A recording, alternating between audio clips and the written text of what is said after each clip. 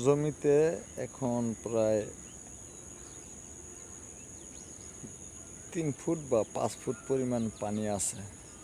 এমন তো অবস্থায় আমাদের কিছু অসাধু ব্যবসায়ী খোলাগুলো এখনো চালু করে রাখছে।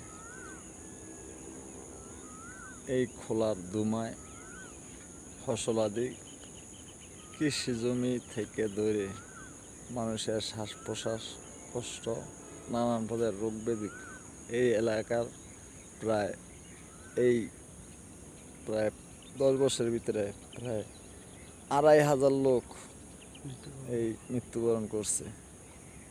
এর জন্য কেউ কোনো কিছু প্রতিবাদ করানোর মতন কারো কাছে বলার মতন বুদ্ধিও পায় না, ক্ষমতাওয়ালাদের কাছে এরা